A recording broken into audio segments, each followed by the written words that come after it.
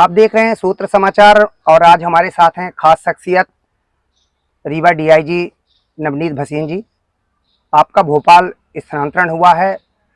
हम आपसे जानेंगे, चूँकि जब आपने रीवा संभाला था उस समय की जो स्थिति थी, ख़ास तौर से बात की जाए कानून व्यवस्था, तो उसमें काफ़ी आपके आने के बाद सुधार हुआ और आपने नशे के खिलाफ भी बड़ी मुहिम चलाई।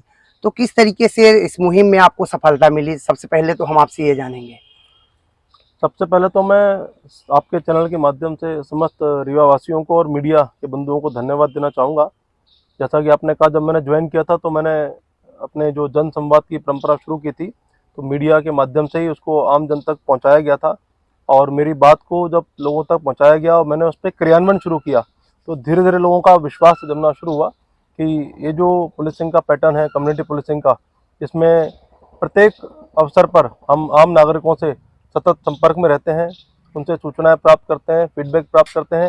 और जैसा कि आपने बताया कि कानून व्यवस्था की स्थिति बेहतर हुई है, तो मुझे लगता है ये एक अकेला पहलू नहीं होता है, इसके पीछे पुलिस की ओवरऑल छवि काम करती है, जिसको निखारने में, इम्प्रूव करने में नशे के विरुद्ध की गई कार्रवाइयाँ और जनता और पुलिस के बीच की दूरी कम होना, इन दोनों ने रोल प्ले किया, जिसके चलते ये हम लोग प्राप्त कर पाए। कोरेक्स के लिए बड़ी मुहिम चलाई आपने, एक नंबर भी आपने सार्वजनिक रूप से लोगों के लिए, उसमें कैसा फीडबैक रहा, किस तरीके से लोग? जैसा कि शुरू में जब विभिन्न जन संवाद के दौरान और मीडिया के बंधुओं से चर्चा के दौरान मैंने पाया कि यहाँ के लोग चाहते हैं नशे के विरोध में काम करना, नशे के खिलाफ काम करना और उसके बारे में लोगों के विचारों को भी चेंज करना चाहते हैं और उसके दुष्प्रचार जो है उनको लोगों तक पहुँचाना चाहते हैं। पर कहीं ना कहीं एक गैप मैं देख पा रहा था, उसको फिल करने के लिए मैं सदैव तत्पर था, मेरी टीम भी तैयार हो रही थी, परंतु हमें लगा कि कहीं ना कहीं एक ऐसा हेल्पलाइन नंबर जारी करें जो आम नागरिकों को हमेशा उपलब्ध रहे। और आजकल आप देख रहे हैं सोशल मीडिया का जो समय है, उस दौरान प्रत्येक व्यक्ति के पास में जो मोबाइल है, सोशल मीडिया का उपयोग करने का उनका जो पैटर्न है, उसे देखते हुए हमें लगा जितना अधिक इन्फॉर्मेशन हम फोटो, वीडियो इन सब के माध्यम से प्राप्त करेंगे, उतना ही आगे उसको पहुंचा के लाइव हम पकड़ धकड़ में उसका सहयोग ले पाएंगे।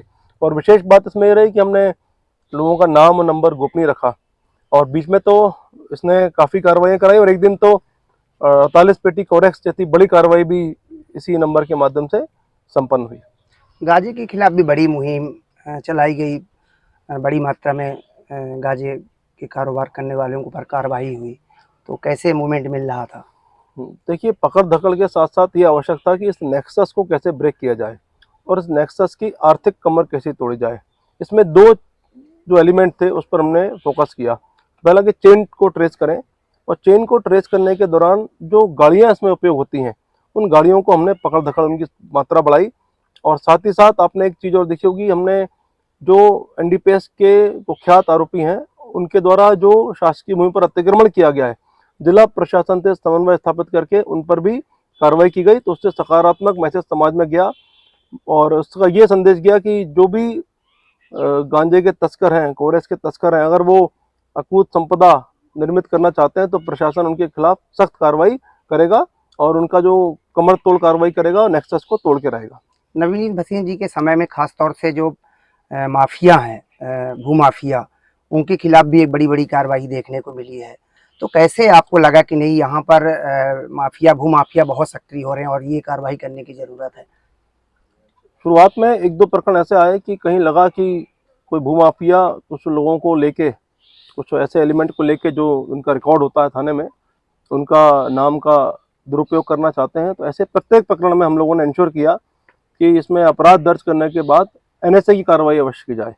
तो उसके चलते एक लोगों में, ऐसे तत्वों में, आपराधिक तत्वों में भय व्याप्त हुआ जो लगातार ऐसा प्रयास करने का सोच रहे थे कि वो ज़मीन संबंधी मामलों में हस्तक्षेप करेंगे, भूमाफिया के एजेंट के रूप में, उसके गुर्गे के रूप में काम करेंगे। तो लास्ट ईयर 30 एनएसए की कार्रवाई हुई हैं, जिसका इम्पैक्ट ये पड़ा। और दूसरा, वारंट तामीली अभियान, इसके चलते ऐसे कई सैकड़ों वारंट ऐसे तामील हुए जो काफ़ी समय से लंबित थे। और उसके लिए भी हमने स्पेशल ड्राइव हर संडे को सुबह अर्ली मॉर्निंग जब चलाई, तो उसका बड़ी संख्या में एक साथ 100-150 लोग अरेस्ट होकर आना, फिर उनका जेल जाना, तो ओवरऑल सोसाइटी में एक सकारात्मक मैसेज गया और इसके चलते हमें इन्फॉर्मेशन भी मिलना तेज हो गई। पुलिस प्रशासन के साथ अन्य विभागों के भी तालमेल आपने आते ही ज्वाइन किया था और कहा था कि हम सबको साथ लेके चलेंगे, कितनी सफलता मिली उस पे, आपने कैसे देखा इसको? जब मैंने ज्वाइन किया था रीवा में तो उस समय 2 अक्टूबर के आसपास एक ब्लड डोनेशन कैंप प्लान किया गया था। आपको याद होगा कि शुरू में 15-20 दिन हमने तत्कालीन कलेक्टर इलैयाराजा के साथ मिलकर, जिला प्रशासन के अन्य डिपार्टमेंट के साथ मिलकर जो प्रयास किया, तो लगभग 500 यूनिट ब्लड एकत्रित हुआ था और उसमें 100 यूनिट पुलिस कर्मियों ने किया था डोनेट। तो ये शुरुआत थी। इसका इम्पैक्ट बाकी डिपार्टमेंट पर और बाकी डिपार्टमेंट से ट्यूनिंग पर पड़ना स्वाभाविक था, और हर डिपार्टमेंट को हमने ये फ्री एक्सेस दे रखी थी कि कभी किसी डिपार्टमेंट को अगर कोई हमसे डायरेक्ट बात करनी है, फोर्स की आवश्यकता है, कोई समस्या डिस्कस करनी है, तो इसी प्रकार कलेक्टर साहब ने भी लगातार सबको बोल रखा था, कोई भी थाना प्रभारी, एसडीपी डायरेक्ट उनसे संपर्क करके समस्या डिस्कस कर सकता था। ऐसे ही अदर डिपार्टमेंट के लोग मुझसे कर सकते थे। इसका ओवरऑल इम्पैक्ट ये पड़ा कि टीम भावना मजबूत हुई और सबको एक फ़ोन कॉल पर पुलिस की उपलब्धता सुनिश्चित होना शुरू हुई। अब जैसे कि आपका स्थानांतरण भोपाल हो गया है, क्या लगता है आपको कि अभी और क्या यहाँ काम करने की ज़रूरत है? किस तरीके से और कुछ ऐसा रह गया और जिसे लगता है कि नहीं, इस विषय पे और ये किस मुद्दे पे काम किया जा सकता है? इसमें मेरे 2 ऑब्जर्वेशन हैं।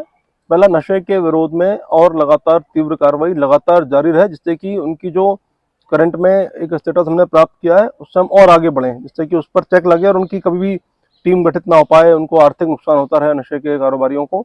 दूसरा कि यहाँ पे जितने सामाजिक संगठन हैं इनको भी चैनलाइज करके, इनका भी सकारात्मक ऊर्जा का उपयोग करके हम लोग विभिन्न और सामाजिक कामों में प्रशासन और पुलिस की सहभागिता बढ़ाएं, जिससे कि आम पब्लिक और प्रशासन पुलिस एक टीम के रूप में काम करें। और जैसे कि बीच में हम लोगों ने एक प्रकल्प चलाया था, आंगनवाड़ी को गोद लेना, विभिन्न छात्रावासों में जाना, तो इसमें काफ़ी इसका सकारात्मक संदेश समाज में जाता है। योजनाएं कार्यक्रमों को वहाँ तक पहुँच रही हैं, प्लस साथ ही परस्पर जो संपर्क संवाद होता है, इसका काफ़ी अच्छा संदेश समाज में जाता है। हम आपको उज्जवल भविष्य की कामना भी करते हैं। साथ में रीवा जिला वासियों को क्या आप संदेश देना चाहेंगे? रीवा एक ऊर्जा से भरपूर स्थान है।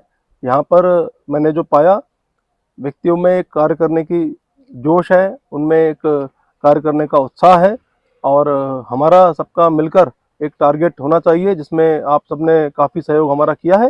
फ्यूचर में भी हम इस पे काम करें, विशेष रूप से नशा मुक्ति पे काम करें, और साथ ही साथ हमारा प्रयास होना चाहिए कि हमारे जो युवा हैं उनको हम और अधिक किस प्रकार विभिन्न सामाजिक कामों से जोड़ें, जिससे कि उनको नशे से भी दूर रख पाएँ और उनको अभी से ही हम लोग स्वास्थ्य के प्रति जागरूक रख पाएँ, करियर के प्रति ओरिएंटेशन रख पाएँ।